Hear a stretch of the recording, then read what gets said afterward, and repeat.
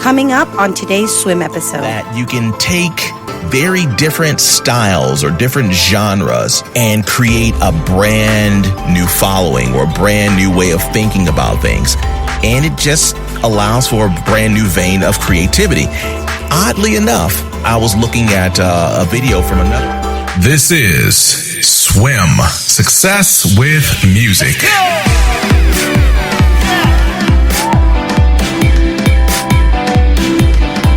Yo, what up, music fam? This is Walt, and this is Success with Music, the Swim podcast. This is a podcast for singers, songwriters, beat makers, music students. Hey, we are about the music life. So as we get into the show today, I want to point out that I decided to take a break, and I'm out and about, so you will hear some ambient noise here from nature, maybe a few cars going by, because again, I decided to take my audio recorder with me and just record outside the office for a change. So I wanted to get to it today and offer some content. Specifically, I want to talk about being in that place where you're kind of stuck with ideas. Maybe you're kind of frozen in terms of just creativity, or I don't know, hit a plateau, that type of thing, and how to potentially overcome it. So it will be a short episode today, but I do believe that the things that we will discuss will be helpful for you. And one of the biggest tips that I can offer for breaking out of stagnation from a creative standpoint is to check out our Swim Master Melody course. This is a sponsored item that we provide for you, but I do believe it has a lot of value. So again, it's a Swim Master Melody course. You can check out more details over at our main site, which is successwithmusic.com. There's some details about taking your melody to the next level, because if you think about it, every powerful song, no matter the genre, no matter the country, no matter the artist, no matter the style, it all is about that powerful melody. So the Swim Master Melody course is a phenomenal investment. But let's talk about some of the free tips that I have for you today.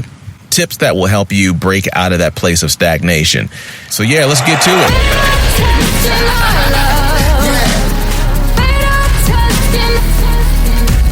All right, so I wanted to talk about figuring out a way to really help spur on some creativity.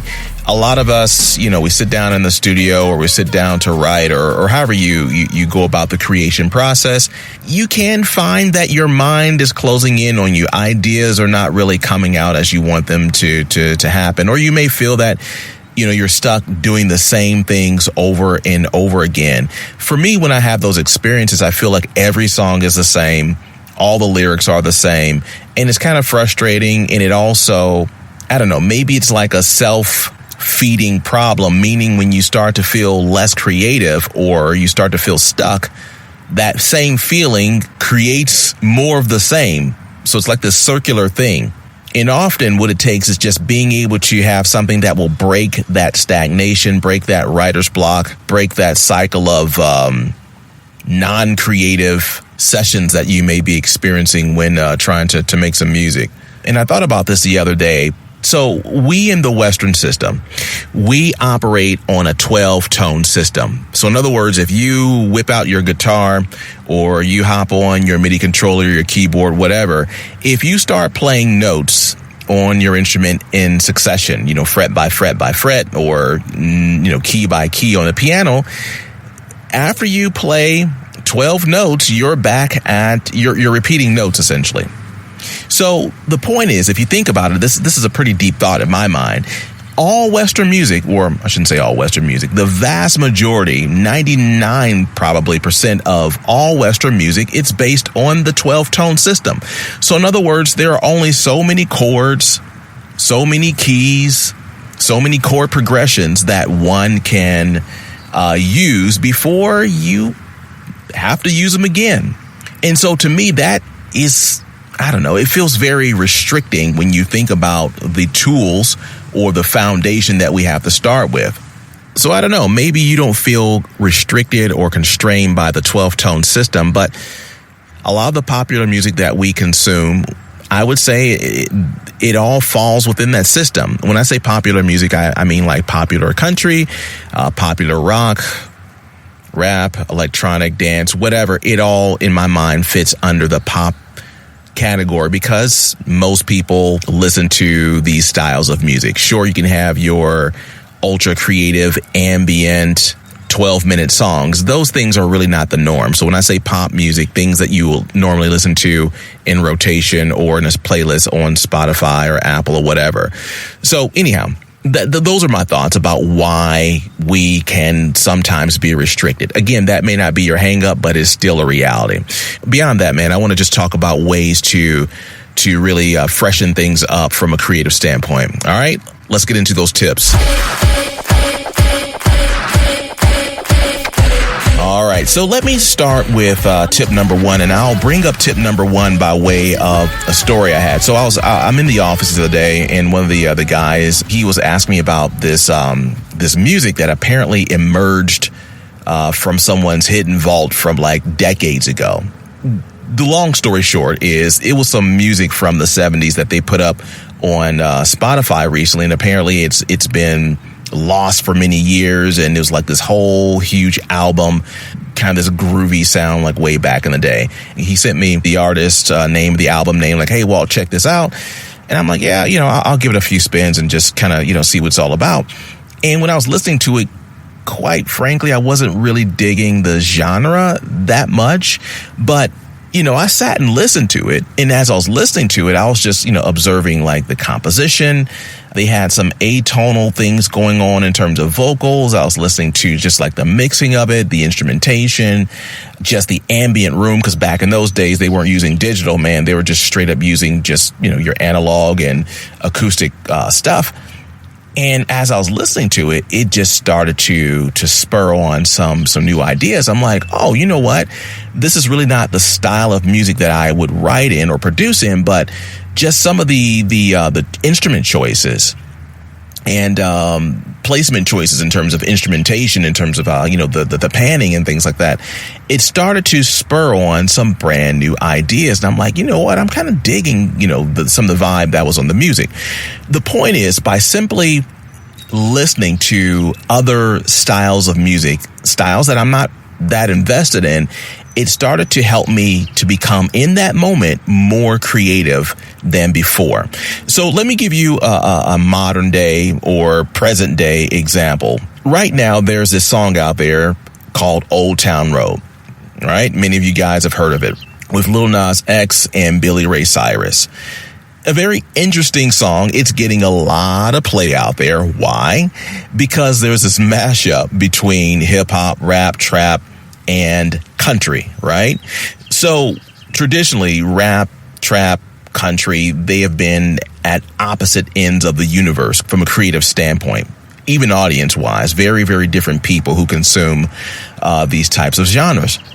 But I mentioned way back on episode number 2, and this is like one of our first episodes, Songwriting Secrets from Nashville. I mentioned me going down to Nashville, talking with a major record exec. And at that time, he was kind of like a prophet. He was saying, listen, the future of music, the new wave of music will be these mashups, these crossovers between different genres. And sure enough, Old Town Road is proving it, that you can take very different styles or different genres and create a brand new following or a brand new way of thinking about things. And it just allows for a brand new vein of creativity. Oddly enough, I was looking at a video from another guy that I follow from a different style of music. He was sitting down doing an interview, and I really like this guy, respect this guy quite a bit. He's just a creative like monster. I mean, he's a beast. And lo and behold, what is he talking about? Country. And I'm like, what? This guy, his style is nowhere near country at all. But he's giving this long interview about how he started to delve into country and to really just take in the style, and how he's begun to take in the overall genre and just the understanding, the feel, and kind of where some of the origins of some of these things have come from, and the storytelling. The point is, this guy is trying to bring in some of the feel from this other genre into what he's doing. The point being is I'm not necessarily pointing you to country per se. But what I am telling you is that in order to be more creative, sometimes you have to take a very big departure from what you're doing right now to really start to get the vantage point, get the view, or get the insight from musicians from other genres, those who are proficient, hopefully, in those other genres. And when you do this, you can find yourself being a lot more creative in the areas in which you produce in. Not that you're going to bring those styles over into what you're doing, but just seeing things from a different vantage point will really help you become very creative. The problem with a lot of us is when we produce or write in a certain genre, we start to follow those in that same genre. And you've seen it before. A lot of times people are using the same types of snares, the same type of processing, the same type of vocalization, or the same types of patterns, all following the same overall theme, if you will. Sure, there are going to be those folks within that genre that stand out, and those are the ones getting the Grammys and getting the awards or whatever. But you'll realize within that genre, there are a lot of copycats. There are a lot of duplicates. And you wind up with people who don't really seem very creative within the genre because everyone, again, is following the same pattern. And I'm not saying that this is a universal truth, but I'm sure that you've seen it happen quite a bit if you just do any level of observation. All right, so that's my first tip for you. To make it simple, go observe music from other genres, completely different genres. Next tip for you. I would try to go about the songwriting process in a very different order. Let me explain that better because I don't think I said it well. When I sit down to create music, I'm more of a keyboard player first.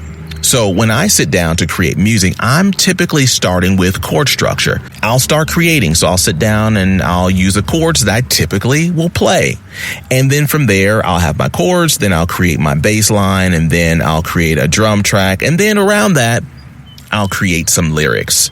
And I've done this for a number of years. And I find that when I create in this way, a lot of times my music can kind of go into one big bucket, meaning it typically will have my style, but sometimes I want to break out from my style because I want to be different. I don't want to be stagnant. But if I'm starting the creative process with the same order all the time, chords, bass, drums, in my instance, the music sounds the same. So what I've done is I'll challenge myself. I'll start backwards. I'm like, you know what? I'm going to start with the melody. And again, if you want to create a great melody, please check out our Master Melody course. And that's one of the reasons why I developed that learning system, is to really nail that part of it. But that aside, I will force myself to start with the melody. And then I'll jump into maybe chord structure or maybe the beat. But I will force myself to do something that I don't normally do. And that reordering of the creative process causes me to go about the songwriting in a very, very different way. And I wind up getting a very different sound. Now, I alluded to it a few minutes ago.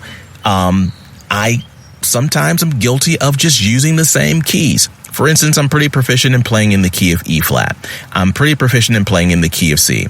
I can play in all the keys, but I can just flow a lot better when I'm sitting down. I don't have to think a lot when I'm playing in those keys. So in order to kind of break out of stagnation, I would start in a completely different key that I don't normally produce in. Hey, I'm going to play in the key of B today, or I'm going to play in the key of G flat.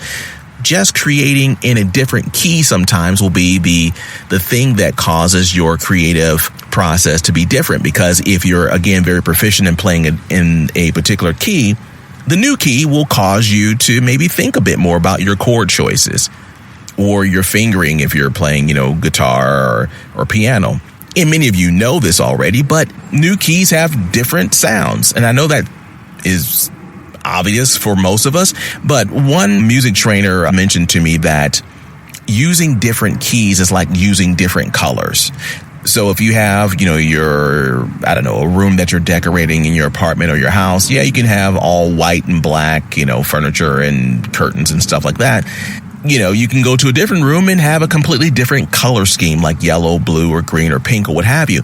And that's what's happening when you choose different keys for your music. Choosing different keys, it's like choosing different colors. So force yourself to use different colors when creating your music, and that will inherently bring about new ways of going about the creation process. So again,